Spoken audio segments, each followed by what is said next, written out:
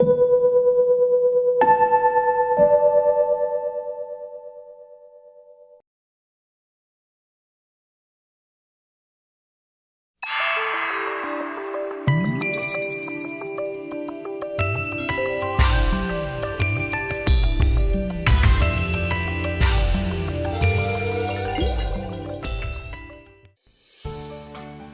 keep seams from coming apart, secure the beginning and end of each seam.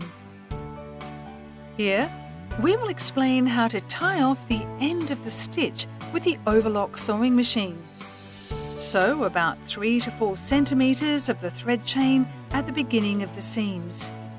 Sew 2 to 3 stitches on the fabric. Lower the needle and raise the presser foot.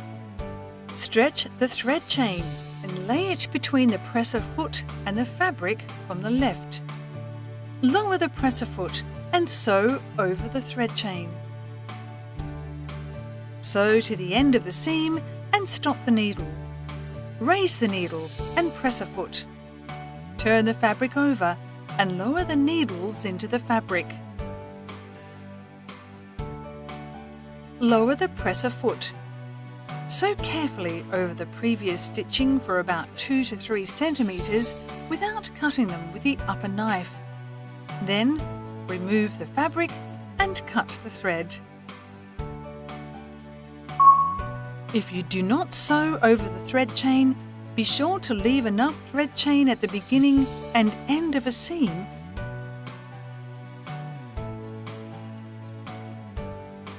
so that it can be knotted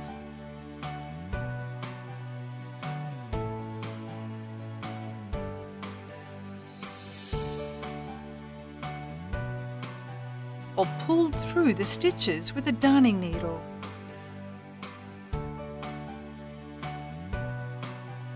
When seams cross over one another, the thread chain is automatically closed. To unpick the seams of the 4 or 3 thread overlock, cut the thread here with scissors and pull the needle thread. The stitches will come undone.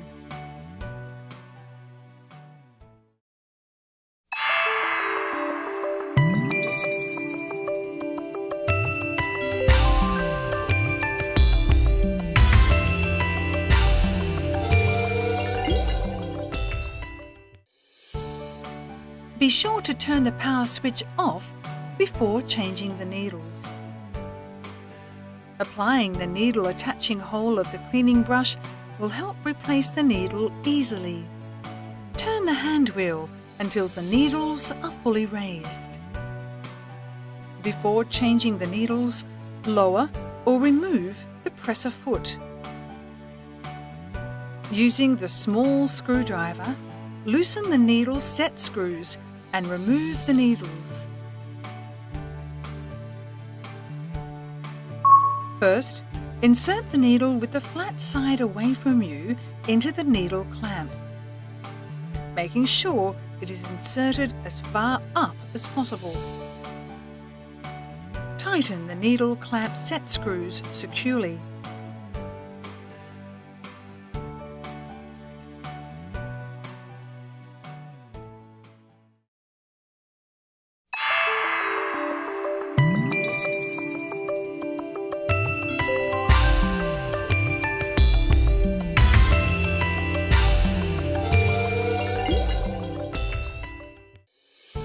When the thread should be changed, thread all threads or cut the thread, then tie the previous thread to the new one.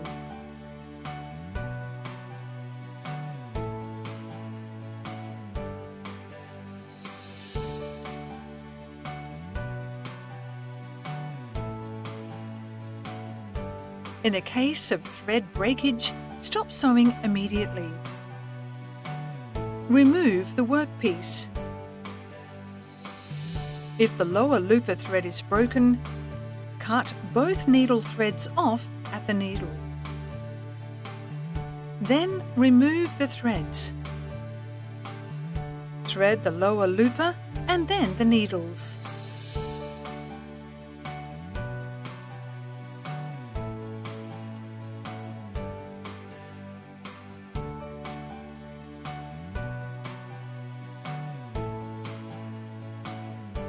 If the upper looper thread is broken, remove the upper looper to the lowest position.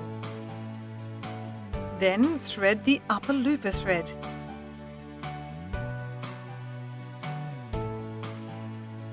Bring the thread through under the presser foot and pull about 10 centimeters of the thread out behind the presser foot.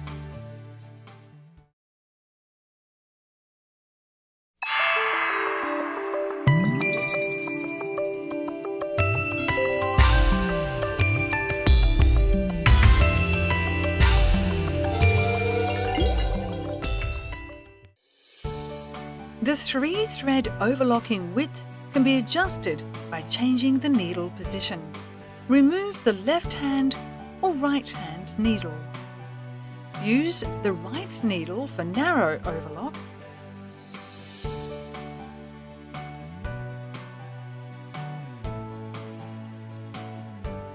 and the left needle for wide overlock.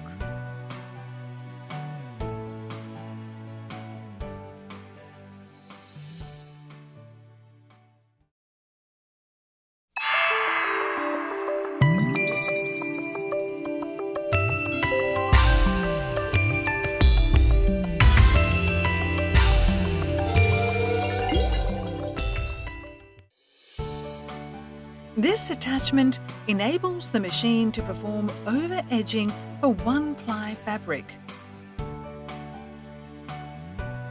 Be sure to turn the power switch off before attaching the 2-3 thread converter. Remove the upper looper thread and insert the 2-3 thread converter into the top section of the upper looper shaft and fit the wire into the hole in the upper looper.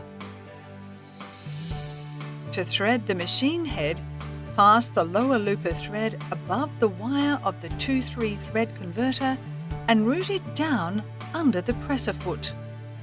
Adjust the thread tension.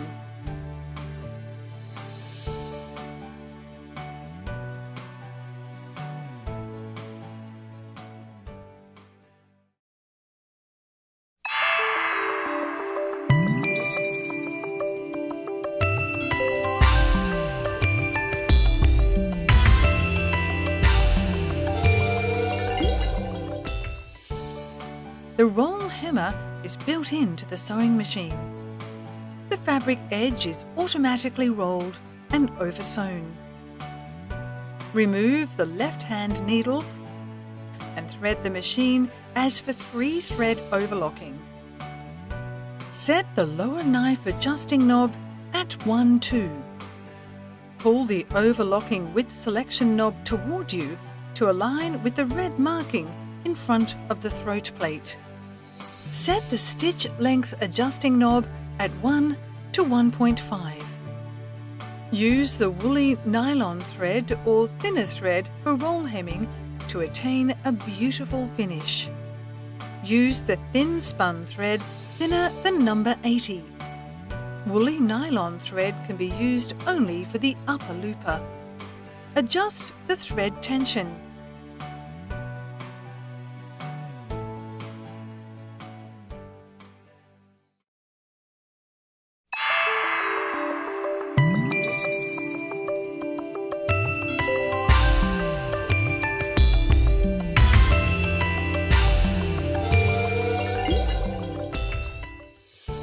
Be sure to turn the power switch off before maintenance. During sewing, dust and fluff collect in and on the machine. This should be removed regularly. Your overlock machine requires very little lubrication. Now and then, lubricate only these points.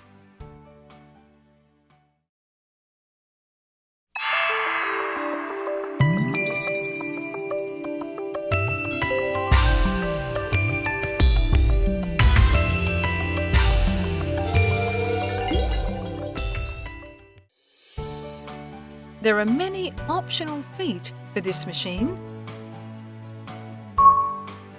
The blind stitch presser foot is for making blind hems. The universal blind stitch presser foot is for making blind hems and flat lock.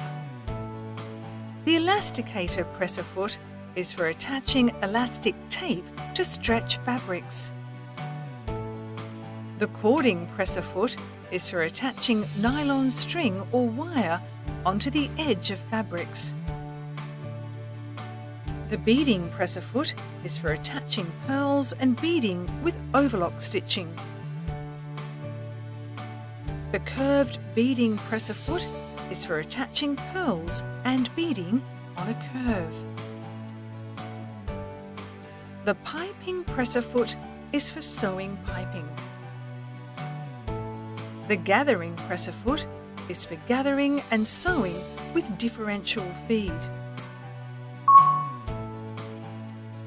Be sure to turn the power switch off before changing the presser foot. Raise the presser foot. Turn the hand wheel until the needles are fully raised. Press this point and the presser foot will be released. To release the presser foot, raise the presser foot lifting lever to its highest position. Then you can release the presser foot easily. To attach the presser foot, place it so that the presser foot pin comes exactly under the groove in the holder. Lower the presser foot lifting lever and the presser foot will engage.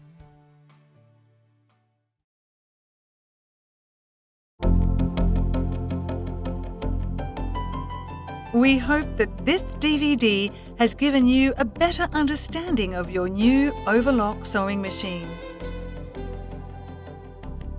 If you have any further questions, please refer to your instruction manual.